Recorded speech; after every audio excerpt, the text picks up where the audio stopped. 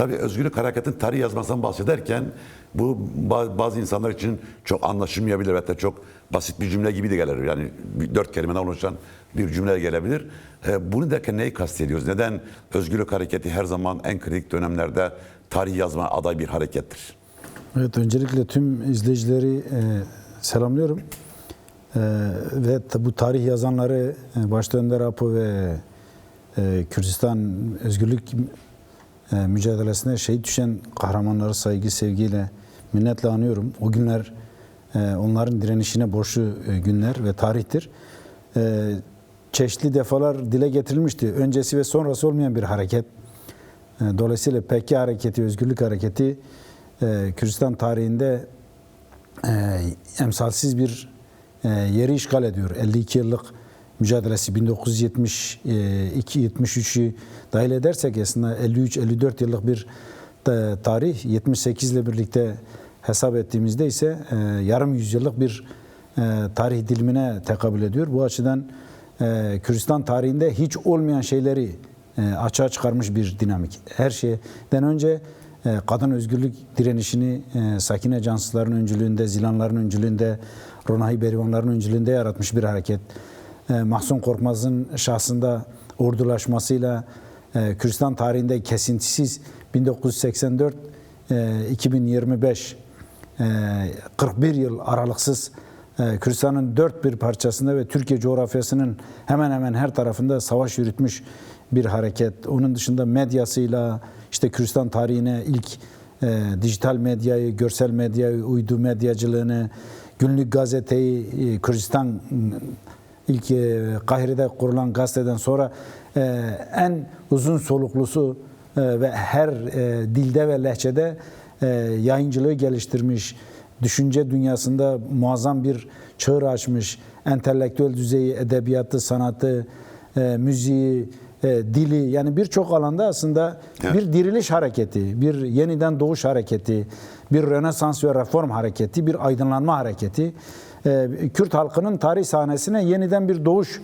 hareketi olarak değerlendirebilir ki Önder Apo yıllar önce Çağdaş Met Hareketi, Çağdaş Kava Hareketi olarak yorumluyordu ki tarihte de Medlerin Asur ve Akad zulmüne ve barbarlığına karşı halkları özgürleştirmesi bir Nevroz bayramıyla tarihe ve insanlığa mal olmuş, günümüze kadar kendisini taşırmış ki bugün de PKK Orta Doğu gerçekliğinde ve Kürdistan Kürt halkı gerçekliğinde Çağdaş Met Hareketi olarak tanımlamak en doğru tanımlama olacak. Dolayısıyla özgürlük hareket tarihte yeniden yazıyor cümlesinin altını doldurmak günleri, ayları hatta yılları alabilir. Çünkü yazılmamış bir tarih diyor ya, sonu gelmemiş bir roman. Önder Apo'nun dediği gibi o açıdan önemli bir tarihsel momenttir. Ve halen bu güncelliği, aktüelliği hem Kürt toplumu içerisinde hem Kürdistan dört parçası içerisinde hem de Orta Doğu ve Kürdistan'ı parçasını kendi siyasal sınırlar içerisinde tutan bölge devletleri içerisinde gündem belirleyen ve kendisi gündem olan sürecin yönünü belirleyen bir aktif, dinamik güç, canlı bir organizma olarak tanımlayabiliriz yani. Evet, evet. Şimdi tabii az önce Akın dedi ki adım atmakta korkmayan bir hareket. Bu Orta Doğu bir yerde böyle çok kaosun, savaşların olduğu, çok farklı ilişkilerin birbirinin içine geçtiği bir yerde, komploların da çok olduğu bir yerde riskli bir şey değil midir yani? Evet, yani peki kendisi bir dinamik ama kendi dinamiklerini yaratmasını bilen bir hareket de aynı zamanda. Dolayısıyla Orta Doğu gerçekliğini ele alırken hem tarihsel arka planını hem de bahsettiğiniz o mayın tarlalarını çok iyi analiz edebilen bir önderlik gerçekliğine sahip olduğu içindir. Yani bu 52 yıllık süreç içerisinde başta Türkiye metropolünde, başkentinde, sonra Kürdistan ve Orta Doğu'da ve şu anda da küresel anlamda bir aktör olma, öncülük düzeyinde, liderlik düzeyinde açığa çıkması öyle sıradan bir olay olarak ya da bir olgu olarak ele alınabilecek bir durum değil. Yani bütün bu badireleri önceden görmek, yani 7 Ekim ve sonrası gelişen süreci çokça tartıştık. Ama İran ve Körfez Savaşı'nın hangi düzeyde yaşanabileceğini 1,5-2 yıl önce Önder Apo sürekli söylüyordu. Sıra İran'dadır ve siz daha büyük bir çatışmayı karşılayacaksınız ve buna hazırlıklı mısınız diyordu. Dolayısıyla geliştirdiği hamlenin, geliştirdiği siyasal sürecin işte o 1950 yıllarda 50 yıl önceki bahsettiğiniz real sosyalist iki kutuplu cihan denkleminde ilk cesaretli adımı atan gene PKK hareketi olmuştur. Orak çekici bayrağından çıkarması, real sosyalizmi eleştirel tarzda ele alması, işte birçok hareket biz biliyoruz Orta Doğu gerçekliğinde sırtını Enver Hoca'ya dayayan, sırtını Mao'ya dayayan, değil mi? Çin'e, sırtını TKP Rusya'sına dayayan, sırtını Vietnam'a dayayan birçok hareket oldu ama PKK sırtını hiçbir yere dayamadı. Kürt halkının iradesine ve Kürdistan dağlarına dayayarak bugünlere, yani dolayısıyla kendi yağıyla kavrulmasını bilen, kendi düşünce sistematiğini üretmesini bilen, diğerlerinden etkilenirken bu etkilenmenin bağımlısı olmayan, kendi bağımlılığını kendi dinamikleri içerisinde yaratan bir liderlik gerçekliği söz konusu. O yüzden PKK'nın değişim dinamiği, PKK felsefesi bilinen tarihsel klasik örneklerle kıyaslandığında insanı yanlış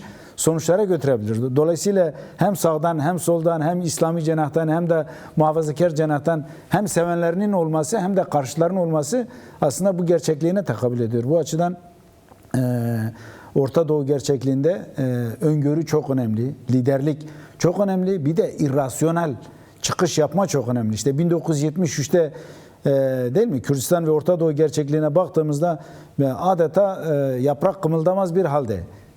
Yani solcu liderler tasfiye edilmiş, Başuri Kürdistan'da Kürt liderliği tasfiye edilmiş, Haşbetal olmuş, Cezayir Anlaşması 73, 75, 76 ama PKK hareketi ortaya çıkıyor. Ve herkes onları deli olarak tanımlıyor. Baldırı çıplaklar olarak tanımlıyor.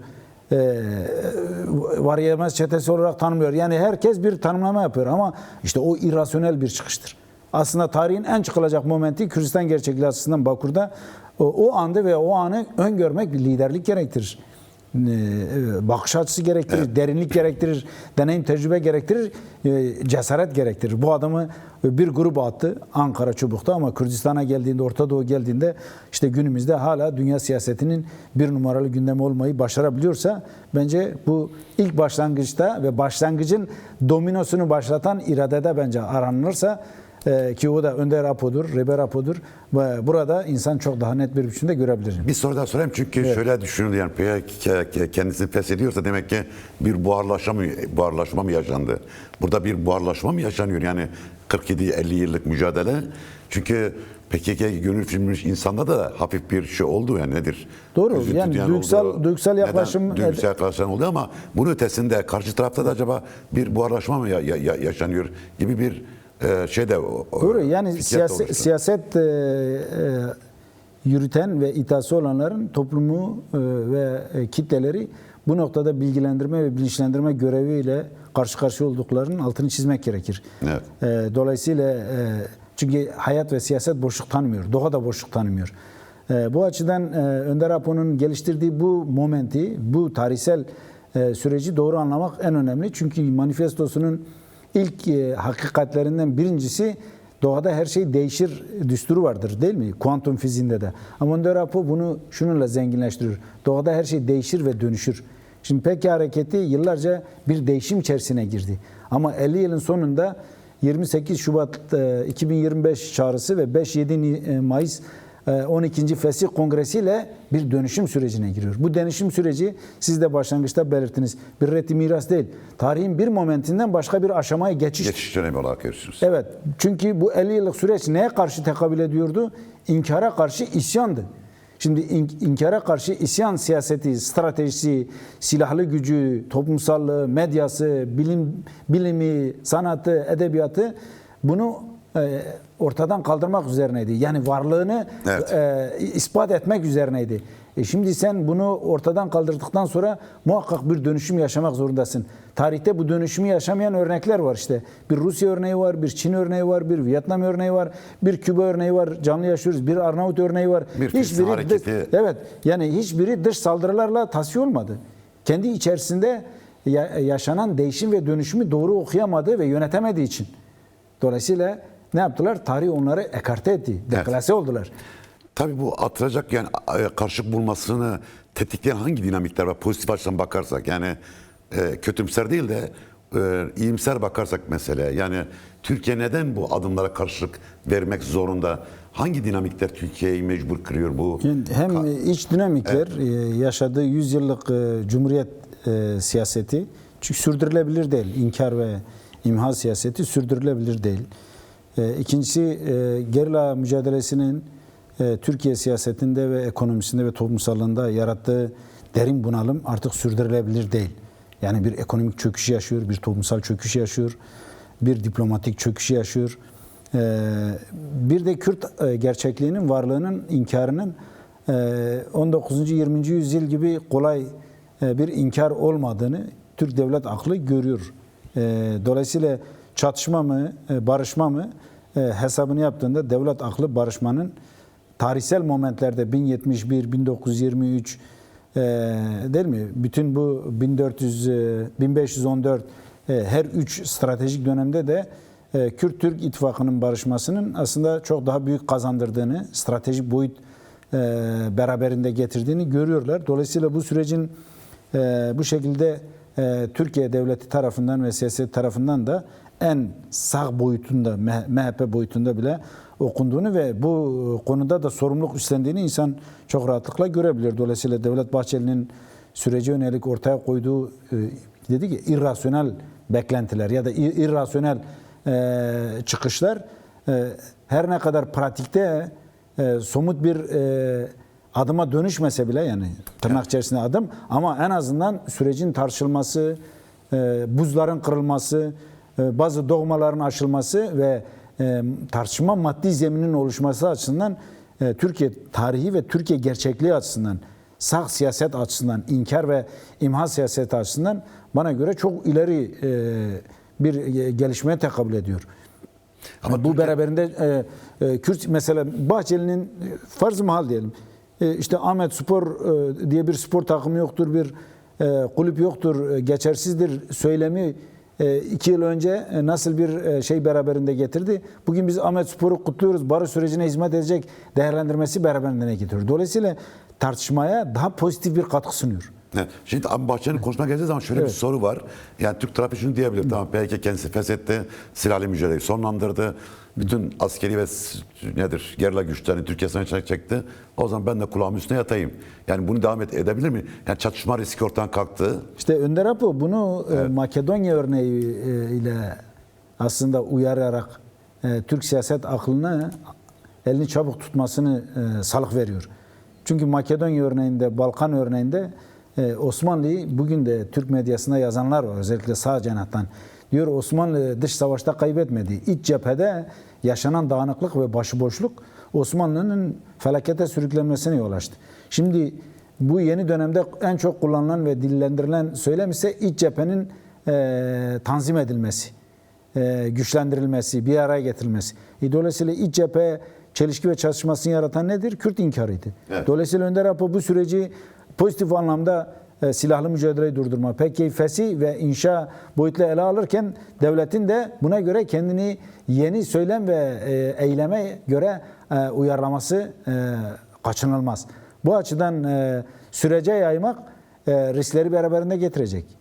Başta da söylediğimiz gibi doğanın yasası var, boşluk tanımıyor. Siyasetin yasası var, boşluk tanımıyor. Orta Doğu gibi dünya siyasetinin merkezinin Kürt sorunu gibi belalı bir meselede Türk devleti eğer elini çabuk tutmasa, ki evvel Murat Karayılan söyledi. Şimdi Kürtler tamam silah bıraktı. Peki onlar piknik yapmak için o dağlara gitmemişler ki. Şimdi savaş da istemiyorum ama barış için de adım atmıyorum dersen, evet. Makedonya'da işte nasıl o partizancılar ya da o silahlı güçler, bazı dış güçler ya da bazı bölge üzerinde hegemonya hesabı olan güçler tarafından mobilize edildiler ya da motive edildiler. Osmanlı Balkanlardan bir çöküş yaşadı. Zor bela bugün Cumhuriyet sınırları da o da Kürt ittifakıyla elde tutulabildi. Bugün aynı Orta Doğu cehenneminde ya da Orta Doğu savaş gerçekliğinde eğer sen gerilayı böyle bir momentin içerisine iteklersen tabii evet. Farklı dinamikler ve farklı gerçekliklerle karşına farklı gündemler gelebilir. Dolayısıyla devlet bunu yönetemez. Evet. Hale gelecek. Bir şey daha eklemek istiyorum müsaadenle. Bu süreç başladığında Önder Apo bir şey söyledi. Dedi ki müzakere ve mücadele sürecidir. Şimdi iki boyutludur. Müzakere devletle yürütülecek boyuttur. Mücadele ise toplumun kendisini inşa boyutudur. Yani müzakereyi ne üzerine? Örgütün feshi sonrası siyasal sistem içerisindeki Mustafa Karasu da belirledi. Evet, bu zeminde mücadele yürütür hale gelmesi. Yani insanlar artık hak aramayı silahlı yöntemlerle değil de demokratik yöntemlerle. Bu bir müzakere süreci. Ama bir de bunun mücadele süreci var. İşte Kürt'ün kendine eğitmesi. Ana dilde kendini mesela Ahmet'te 4 tane anaokulu var. 160 öğrenci. Ahmet gibi 1.700.000'lik bir şehirde 160 öğrenci ana dilde anaokuluna gidiyorsa bu Kürt'ün ayıbıdır yani. Bu devletten beklemek böyle bir şey olamaz. İşte burada Kürt halkın da önüne bir şey koyuyor. Kendini inşa edeceksin, kendini eğiteceksin, Ama tabii burada kendini örgütleyeceksin. siyaset sınıfının öncülük etmesi gerekiyor. Kesinlikle belediyelerin, siyasetlerin, herkesin. Sen nasıl bakıyorsun Bahçeli'nin açıklamasına baktığımız zaman yani bir de Erdoğan tabii şöyle bilinen bir adam yani çok pragmatist bir lider. Hatta gerektiği zaman dönüş yapabilen bir lider. Burada Erdoğan neden bu kadar sessiz veya sanki kendisine yönelik bir şey söylenmemiş gibi davranıyor? Yani Türk siyasetinde kendi doğası içerisinde ele almak durumundayız. Biz Kürtler bu noktada çok lüks sahibi değiliz. Fakat Türk devletinin ve geldiğimiz siyasal düzeyin Türkiye'nin önüne koyduğu şöyle bir gerçeklik var. Yani çözüme mahkum ve mecbur. Dolayısıyla başka bir seçeneği ve şansı yok. Önder Apo'nun geliştirdiği süreç böyle bir şeyi zorunlu kılıyor. Geçmiş süreçlerde arkadaşların da bahsettiği 90'lı yıllardan günümüze çözüm sürecinin ya da çözüm girişimlerinin engellenmesini iç dinamik ve dış dinamikleri ortaklaşması engelliyordu. Sağ siyaset bu noktada çok engelleyiciydi.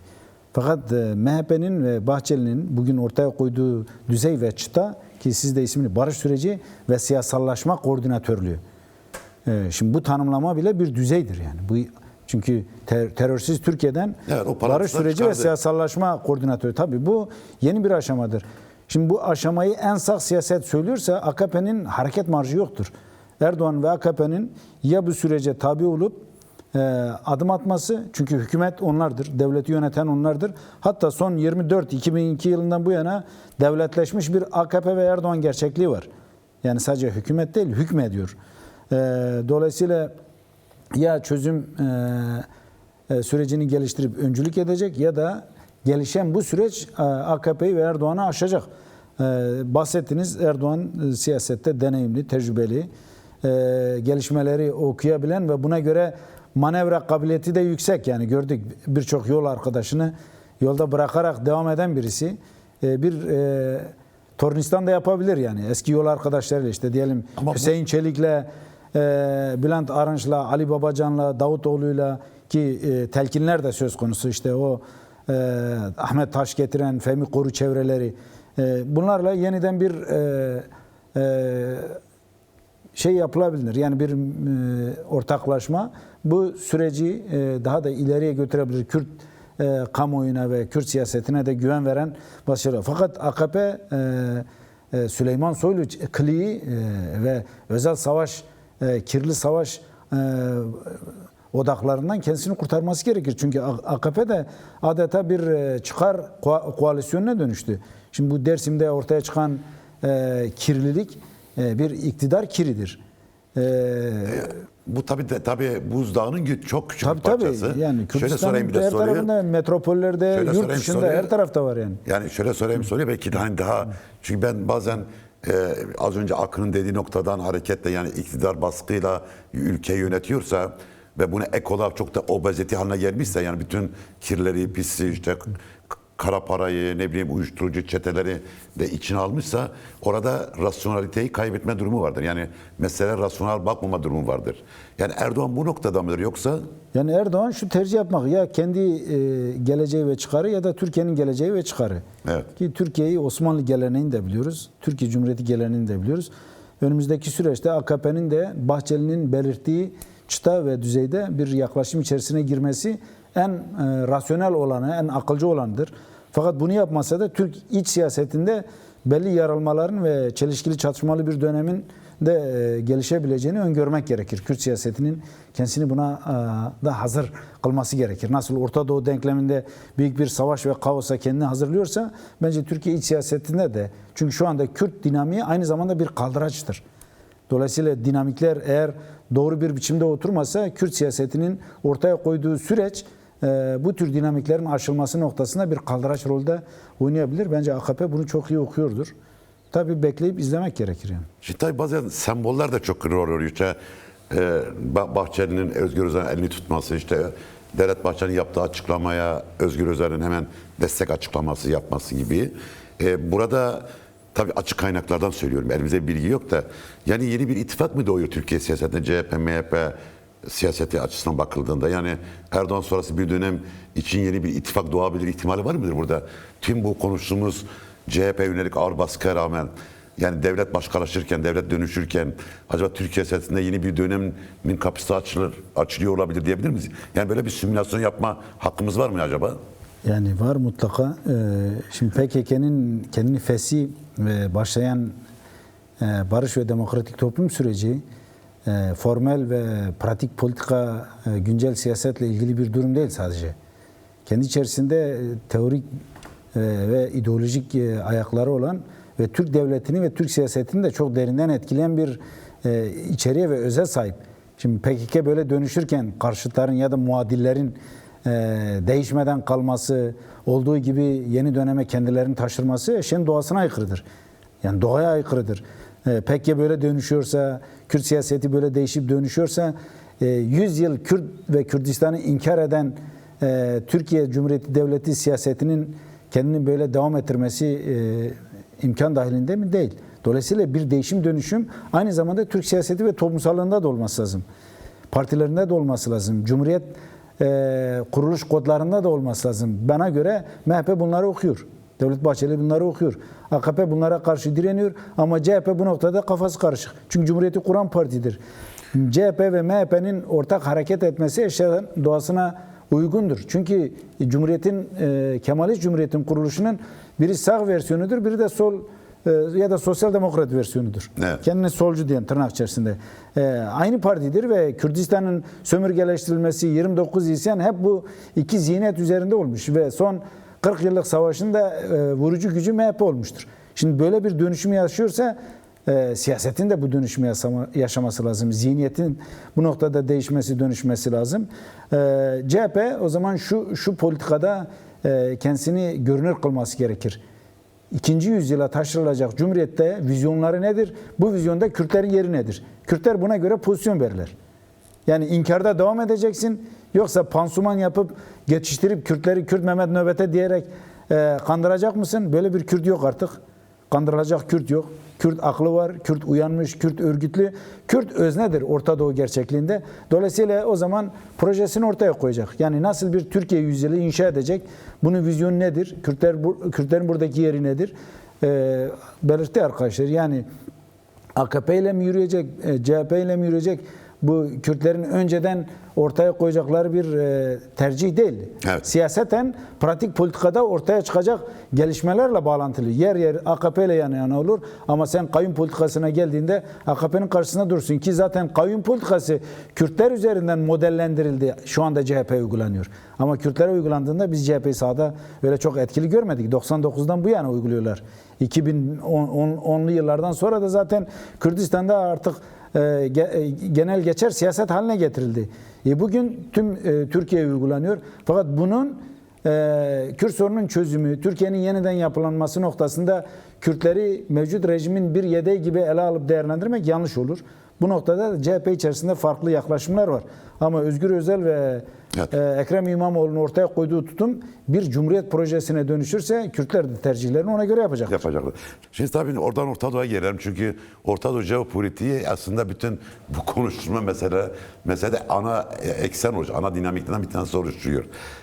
Her şey şu, en çok sorulan ve her zaman konuştuğumuz konu şu. Tam Orta Doğu'da birçok fay hattı kırılıyor, birçok taş yerinden oynuyor. Ama Kürtlerin geleceği ne olacak? Yani burada Kürtlerin stratejik önemi artıyor mu? Bir özne olarak daha mı fazla öne çıkıyorlar? Yoksa bölgesel güçler ve küresel güçler çatışırken çimen olma, yani ezilme durumuyla mı karşı karşıyalar? Nasıl bakıyorsun? Evet. Önder Apo bu süreci geliştirirken bir tespit de anlaşılmasını istiyordu. Diyordu Kürtlerin hakları kadar güvenliklerini de düşünüyorum. Evet. Şimdi Orta Doğu'da kırılan fay hatları örgütleri yuttu. Filistin gibi, Gazze gibi bir şehri yuttu. Lübnan yarısını, güneyini yuttu ve Hizbullah gibi bir örgütü yuttu. Suriye gibi bir devleti ve Bas, Esad rejimini yuttu. İran'ın neredeyse yutmak üzere. Yemen'in yarısını yuttu. Dolayısıyla Kürtler böylesi kırılgan ve çelişkili çatışmalı bir jeostratejik coğrafyada sırtını nereye dayayacak? Yani hangi uluslararası güce ya da hangi dinamiğe? Kuşkusuz burada çok akıllı, çok sabırlı ve çok öngörülü bir stratejiyle Birleşik Kaplar misali Suriye'de yürütülen strateji, Suriye özgünlüğü ve Orta Doğu denklemi, Bakur'da yürütülen Bakur jeostratejisi ve Türkiye denklemi, İran'da yürütülen aynı denklem üzerinde ki biz İran sürecinde gördük yani Kürtleri adeta koçbaşı olarak İran rejimine karşı küresel sistem kullanmak istedi. 1991'de Saddam'a karşı kullanılan Kürtlerin 1992'de nasıl bir enfalle karşılaştığını biz bir ay önce anarak yaptık. 184 bin Kürt bir seferde katledildi. Halepçe katliamı peş sıra yaşandı. Kürtler sürgün edildi. Yani çok acı trajediler yaşadılar. Deneyimleri çok canlıdır ve tarihi hala günceldir. Yani diyor ya olay sıcaktır. Yarası hala sıcaktır. Kanayan bir yarası var Kürt halkının. Ki biz Rojava'da da en son Eşrefi Şeyh Maksut ve Haseki'ye kadar ki çatışmada, savaşta yaşadık. Hala esirler var, kayıplar var, şehitler var. Dolayısıyla Hala bu da çatışma ve savaş riski var. Kesinlikle, Yani bunu söylemek gerekiyor. Çünkü... Dolayısıyla Orta Doğu fay hatları tasmaniktir. Yani peşi sıra gelir.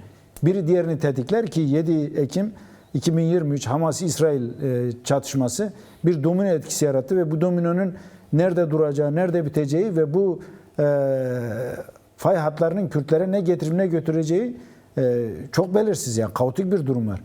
O açıdan Orta Doğu'da Kürtlerin yapması gereken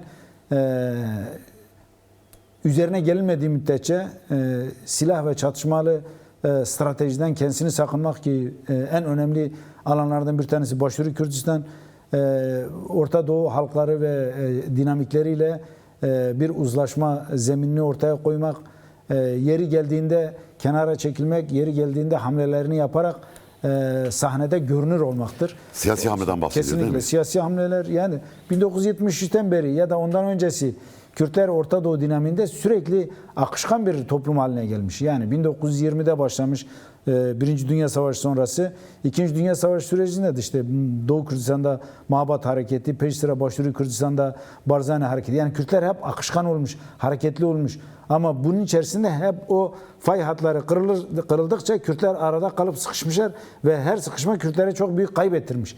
Dolayısıyla gelinen aşamada Kürtlerin böyle bir lüksü yok. Evet. O açıdan bin düşünerek bir yapmak Kürtler için en hayırlısıdır.